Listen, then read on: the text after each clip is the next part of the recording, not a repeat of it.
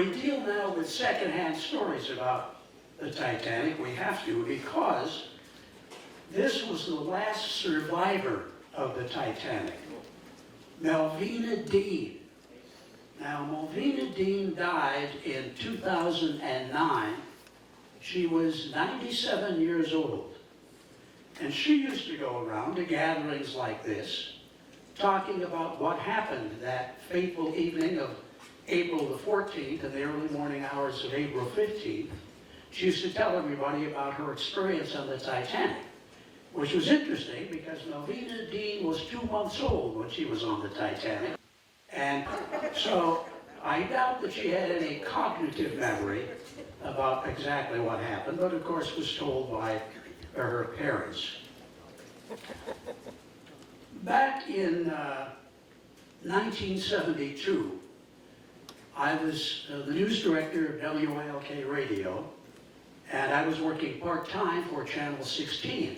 It was a newspaper article, or perhaps a magazine article, that came up that pointed out the anniversary of the sinking was coming up. And my photographer, the late Marv Berg, some of the old-time photographers here will remember Marv, said, gee, Dave, there's a survivor here at Wilkes-Barre. There's actually a couple. But one was named Thelma Thomas, and her daughter ran a dress shop in downtown Wilkes-Barre. So we contacted the daughter and said, do you think your mother would like to speak about the Titanic? And she said, oh, my mother would love to speak about it. She talks every time she can. So we arranged to do an interview with Mrs. Thelma Thomas. This is the way she looked at the time that I interviewed her in 1972. She had a tremendous story. My only drawback as a reporter was the fact that she had a very heavy accent. And reporters, veteran reporters in the organization here will know, you want to get the facts, but you have to have them understandable. She was understandable, but it was just a little bit rough. Her husband, Charles, her husband had already come, Thomas had already come to the United States. She was pregnant with their baby at the time, and he set up a produce business in Wilkes-Barre. Some of you may know the Thomas C. Thomas building that evolves from the Thomas family. So she has her baby, and Mr. Thomas's brother Charles is going to go back to Lebanon and get her and her infant son and bring them home. Well, as fate would have it, they booked package on the RMS Titanic. And initially, just as you see in the movies or perhaps read in the books, nobody thought this ship was going to sink. And so even after the captain realized that there was an immediate danger, people were reluctant. Now keep in mind, picture yourself in New York City, 7 stories up, having to go down in something wooden to the bottom, held by ropes, 2 men on this side, 2 men on that side, trying to lower it even. That's what people getting in the lifeboats faced. It wasn't just getting in the lifeboats. They had to lower those lifeboats, the equivalent of about 7 stories. It was even worse on the port side, the left side, because the ship started to lean toward the starboard or right side. So obviously those boats on the port side were not coming down straight. They'd come down a little bit and they'd bang the next deck as they're coming down. Well, Charles Thomas is carrying Thelma's infant son. And they're in the crowd. Now all of a sudden the panic hits. And they get separated. And some well-meaning person pulls Thelma into a lifeboat. She's saying, my baby, my baby. But she doesn't speak English. Nobody knew what she was saying. And so for 3 days, Thelma believed that her brother-in-law, Charles, and her baby died. And she was pretty much going out of her mind. It wasn't until she got to the hospital in New York City and was told that there were children survivors in another ward that she was able to go over and find out there's her baby. There's the little infant boy. Assid was his name. A-S-S-I-D. Now, Charles did perish with the ship. His body was never recovered. Mrs. Thomas told me a story that in many ways brought chills. She remembered the band playing right until the very end, and a vivid memory of that. And then the horrible, vivid memory of the screaming as people in the water who were not in lifeboats succumbed primarily to hypothermia, drowning, injuries from being hit by debris, this and that sort of thing. A terrible, terrible experience, but such memories. My only regret again was, the thick accent. But we had recorded our interview a couple days before the anniversary, which of course is today. The actual sinking anniversary is the 15th. And I was watching the Today Show that morning, and they had a woman on named Mrs. Edwina Trout Mackenzie. And she was telling the story. What is she saying? I remember the band playing till right near the end. I remember the terrible screaming, dying down to nothing. And I said to myself, I've got the same story as NBC. I was pretty proud. And the story was exactly the same with one exception. Mrs. Mackenzie said that while she was in a lifeboat, somebody handed her a baby. And I got chills again. And I called NBC. I got through to an associate producer. And I said, I don't know what the odds are. But I said, you have a woman who was handed a baby. And I had a woman whose baby was handed by Charles to some other woman. They got Mrs. Mackenzie on the phone with Mrs. Thomas. Mrs. Mackenzie remembered the blanket that was on the baby. She had saved Mrs. Thomas's infant son when the Titanic went down. And the two never met. They didn't know of each other's existence until, as the Associated Press pointed out, reporters solved 60-year-old Titanic mystery. Well, I was the reporter, and that was the mystery. And so became my tremendous love of Titanic stories. And ironically, by the way, this is the only photograph of a young man who was saved. And of course, you can see he's not an infant here. This is Sid Thomas, who ironically lived to be 21 years old and died of tuberculosis. The tremendous funeral in Wilkes-Barre, hundreds and hundreds of people turned out, and what a disaster. So now I'm interested in Titanic. I'm trying to learn everything I possibly can. My kids are giving me books on Titanic. I don't read them thoroughly because I know how all of them end. But I read one that described a lifeboat and a woman named Mrs. Mubarak and her two sons who were going to Wilkes-Barre, Pennsylvania. And now Mrs. Thomas had died by then. She communicated, by the way, with Mrs. Mackenzie by phone and by letter, but they never met in person, ironically. But her daughter was still around. So I called and said, who is this Mrs. Mubarak that I'm reading about in this book? And she said, oh, they changed their name when they got here. They changed it to Borak. I said, anybody still alive? They said, well, the granddaughter's alive. She lives in Laughlin, about a mile from my house. And this is a photograph of Mrs. Mubarak, or Borak, and her two sons, and there's a baby there. The baby was born after the sinking. And their story was strangely similar in some ways to Mrs. Thomas's. A family friend named, I'm going to get his first name here if I can, I keep forgetting his first name. Antoni Yazbek. Antonio Yazbek goes to Lebanon to marry this woman, Cecilia, and she was the sister of Mrs. Mubarak. So Mr. Yazbek brings back his bride, Celia, and these two little boys, but again they're on the Titanic. Now, Mr. Yazbek is, they're down to the last lifeboats. This is the one they got in. This is collapsible C, and I'd like to pass this around, or maybe you can even tell from here, that there seems to be lines on the side of this lifeboat. Seems like it's not solid wood. It isn't. This is a collapsible lifeboat. One of the few that they had on board that actually opened up like an accordion and then would float. And Mrs. Mubarak and her two boys and Cecilia got into this lifeboat. Now, while they're getting in, and as the call for women and children only grows stronger and stronger, Mr. Yazbek, who just married this woman, goes to kiss her goodbye. And one of the officials on the ship fired a shot, not at him, but in the air. Women and children only.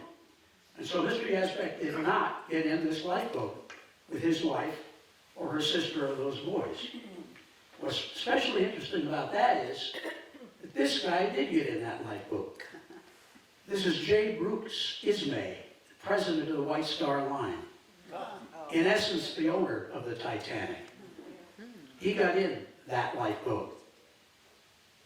And of course, until his dying day, he was not regarded very well.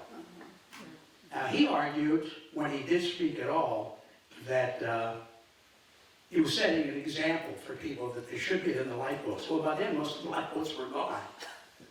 So I questioned his motives or his announced motives. Celia, by the way, remarried later. This is the wedding picture of her second marriage, not to Mr. Yazbek. And the irony about that is she married a man who sold ice. What can I tell you? If you see any movies about the Titanic, and there have been many, first movie was made a few months after the sinking. It was a silent movie that featured a woman who was an actress who was on board the Titanic. There have been many, and you may have seen the latest one a few years back, 25 years ago now, as of this anniversary. But any movie will certainly portray these two people. This is Isidore and Ida Strauss. Isidore was the founder of Macy's department store. And Mrs. Strauss was offered a seat in a lifeboat, and she refused it. And the line is well known by those who heard her, we've been married all these years, where you go, I go. And their love for each other, that devotion, that commitment to one another, commitment of such strength that she was willing to die with him, made them very famous, and they're often portrayed in movies. But I doubt that any of you have ever heard of William and Delia Loeb. I can't show you their picture. I can show you their house at 1722 Swetland Street in Scranton. The Loebs were married. They were from England, and they were married and came to the U.S., where they settled in Scranton. And Mr. Loeb became an engineer for one of the coal companies. While they were here, a short time after they arrived here and he got his job, his brother passed away in England. They weren't able to get back for the funeral, but they did get back to pay their respects and to see the family. And they decided to return, and they returned on the Titanic. They sent a postcard to relatives basically saying, this is the ship we're on, it's the biggest ever made, we are well, love, Will, and Delia. Well, Delia, again, they're newlyweds by a year or two, and she, like Mrs. Strauss, refused to leave her husband. And both of them perished in the sinking of the Titanic. This is a memorial stone for them, which is set up in the cemetery in Dalton. Her body was recovered, but it was not initially identified. And the way it worked was a ship called the Mackie Bennett. It was a cable-laying ship, laying telegraph cable from the United States across the ocean. And that ship was contracted by the White Star Line to go out and recover bodies. And what they would do is, you get a body, if they could identify the body, certainly brought it on board and tried to preserve it as well as possible. If they couldn't identify it, but it was still in decent condition, they would bring it on board and try to identify later. In the case of Mrs. Loeb, her body was too far gone, but they recovered some artifacts. Later, her ring was identified as being her ring. So that's how they knew it was her. But she was buried at sea. The Mackey Bennett, in addition to preservatives for human bodies, also carried with it a priest or a minister to bury those that had to be buried at sea. Remember that many had been in the water a long time. The elements, you remember the movie seeing the smokestack coming down? That happened, and people were crushed under that smokestack. So Lord knows the physical damage that was done to their body when that smokestack came down. So some of them could not be identified. I want to get back to that too, and right away. The fourth body, each body that was brought back was marked with a number. First body recovered, second body recovered, etc. The fourth body recovered was that of a little infant. And the crew of the Mackey Bennett was moved to tears by bringing this little baby on board. And the White Star Line provided tombstones for those people who were brought back and buried in Nova Scotia, in Newfoundland. If you wanted another stone, then you had to pay for that yourself and do your own design. The crew of the Mackey Bennett said, if this infant is not identified, can we do the monument? And the infant was not identified, and in point of fact, they put up a memorial erected to the memory of the unknown child whose body was found in the sinking of the Titanic. This is today the most visited grave of those that are buried in Nova Scotia. And back around 1960, a little bit past that perhaps, DNA evidence started to become usable. And there were some people that said, you know, we had a relative on board the Titanic, was a child, and I wonder, could there be a connection? So they exhumed that grave. They found a few small pieces of bone. That's all they were able to come up with after all those years. But they got DNA evidence. And they started, some of the people that said they had an infant on board, so in their genealogy, submitted DNA samples. And the scientists started to do some of the screening. They did a very preliminary screening. And they said, yes, this got to be the body of this young boy named, from the Padula family, from Sweden. And the family, second generation off, comes over and they had a ceremony. And they said, let the grave remain as is. Let it be dedicated to all the children that died when the Titanic went down. And that was pretty satisfying until DNA evidence became more sophisticated. And then at the third or fourth level of testing, they said, this doesn't match. We got the wrong kid. So they went further, and by gosh, they did make positive identification. And the body recovered that's now in the grave of the unknown child was that of, Sidney Leslie Goodwin, who was 19 months old when the ship went down. And like the Panula family, his family came over but said, no, let the grave still be that of representing all the children. But they do now have positive identification, just from those few bone fragments, that it was Sidney Leslie Goodwin. And you can imagine, you're these guys with this terrible task, picking up these bodies, and you see this little child. If it wouldn't melt your heart, I don't know what would. But unfortunately, a sufficient number of children did die when the ship went down. The second most visited grave, until a a few years back, and it may still be visited as well. Have you all seen the movie Titanic, the latest one? Remember Jack Dawson? And people bring flowers and movie tickets to this grave. Now the only thing is, this isn't Jack Dawson. This is Joseph Dawson. And Joseph was a worker in the engine room at the Titanic.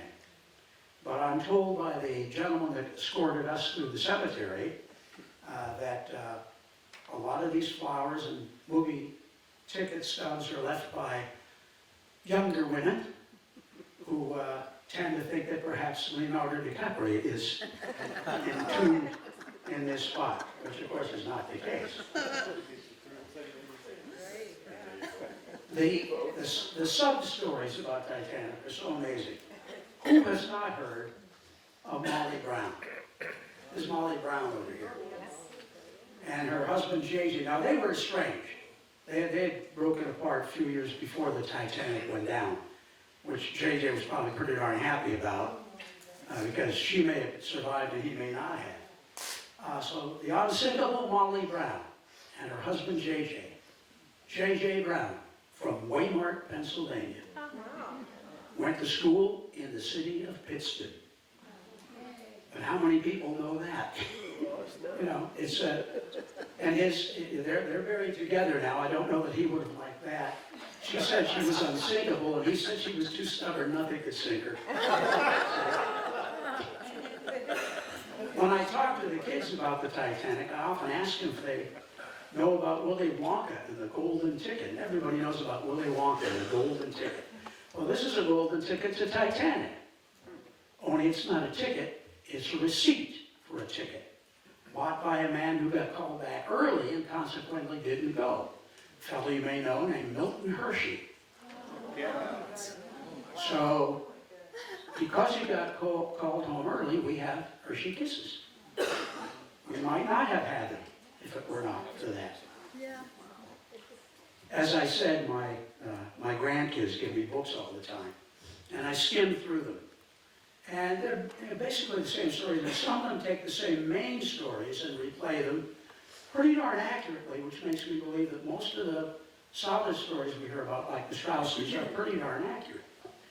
But the latest book that my grandson gave me a week before the 100th anniversary, I was so amazed because it had something different than all the others. It had about 5 telegrams sent by survivors from the Carpathia home. And we had a 100th anniversary presentation at the Westmoreland Club. And there were so many people turned out that their main hall was filled. They had to have a tent outside with a speaker system set up out there to accommodate everybody that came. And I said, the one telegram that I saw in that book surprised me for a couple of different reasons. One of us is kind of the attitude that people had and how attitudes have changed. So let me read this to you from a young woman who has survived the Titanic, was on the Carpathia. Just another line to say, I am well and getting quite used to things now. I escaped in my nightdress and coat and petticoats. Everything else has gone. We're sleeping like a lot of dead things all over the floors of the ship. Let me point out that when the Carpathia, the rescue ship, got to those who did survive, the Carpathia was already loaded with passengers. So it was filled.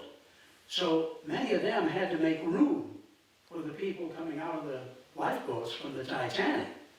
And they did. They were quite accommodating. But that's why she said, we're sleeping like a lot of dead things all over the floor of the ship. I dare say you all have a lot of sympathy for me, but believe me, I am one of the lucky ones. My life is saved, my health is not impaired, and I have not lost anyone belonging to me. I tell you, I have lots to be thankful for. I was ready to go down with the ship, but they forced me into a lifeboat. I think it wicked to save the single girls. But now that I have saved a baby whose mother was in another boat, I don't mind. It was from Mrs. Mackenzie. I read that at Westmoreland Club. There was not a dry eye in the house, including Mrs. Thomas's daughter, who never knew about this never knew about the telegram, and here it was. 5 telegrams in that book. I look at one and find one from the very woman that I reunited with Mrs. Thomas. When the Titanic was being built, it was one of 3 ships under construction. The Olympic was built and launched first. The Titanic was second. The third was supposed to be the Gigantic. After the Titanic disaster, someone had the realization that it was quite presumptuous to call the ship the Gigantic, and so they renamed it the Britannic. A woman named Violet Jessup was a stewardess on the Olympic, the first ship of the Titanic class that was launched. The ship was rammed accidentally by a British warship in virtually the same spot that the Titanic hit the iceberg, but it didn't penetrate as many of the rooms, so it stayed afloat. No one was injured, no one was killed, and Violet Jessup survived that, and then took her next job. Oh, that was on the Titanic. She goes on the Titanic as a stewardess, goes through the whole thing and survives. 2 different ship disasters. Oh, then she went to work on the Britannic, the renamed 3rd ship, which hit a mine during World War I and sank. She survived. In the day, you would either want to be right next to her or safely sell her insurance. I'm not sure which. Such a long time ago, 111 years. 2007, the ship was called the Explorer. Nobody died, but it sank, but it hit an iceberg. In 1959, a ship called the Hans Hedhoff, 1959, maiden voyage, hit an iceberg, sank. 95 people on board, all lost. The last collision that we know of was, I think, around 2019, but it was not a sinking situation, it was a damage situation. Still plenty of icebergs floating out there, and the International Life Patrol was born out of the Titanic disaster, where they actually go out and look for icebergs and try to plot where they're going. Incidentally, if you find enough books, you will find probably one, it's a black and white picture, it's a picture of the iceberg that the Titanic actually hit. There's a red scrape on it. Of course, it looks just black in the picture. But the icebergs are still a danger to this very day. As a matter of fact, it could be argued that they may be more dangerous now than ever because of global warming. We have more icebergs now, more ice breaking off from the shelves and floating. It's estimated that the iceberg that hit the Titanic probably lasted about 3 to 4 years. That's it. Then they disintegrate into the warmer climates.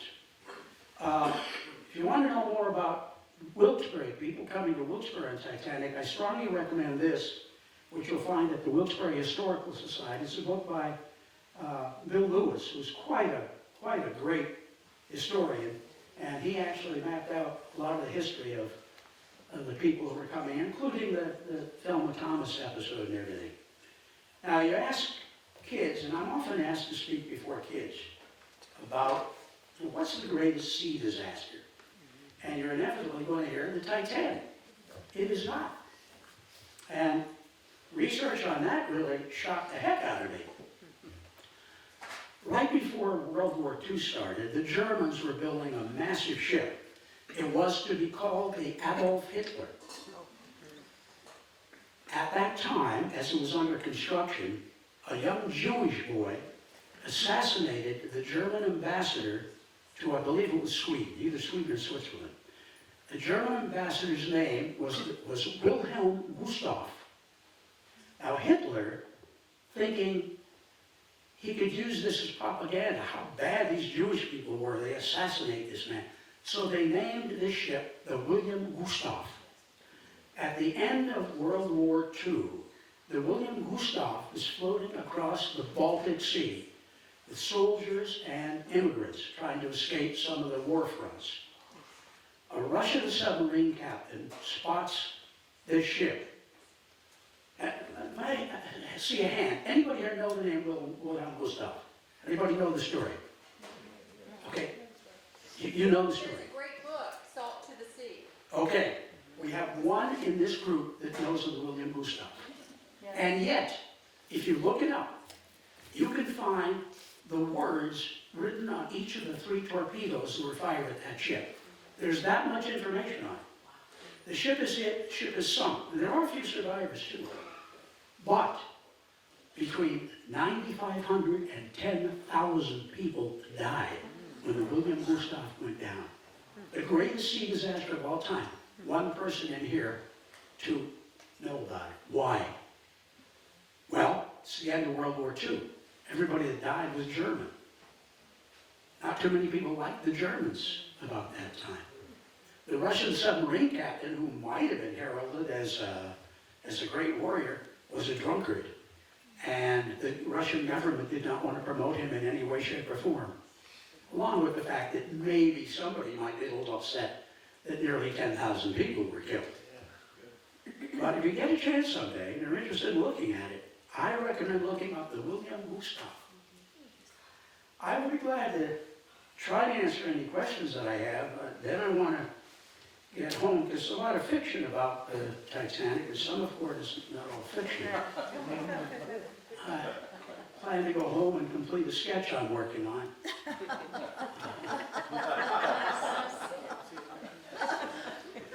Now we know how many have seen the movie, huh?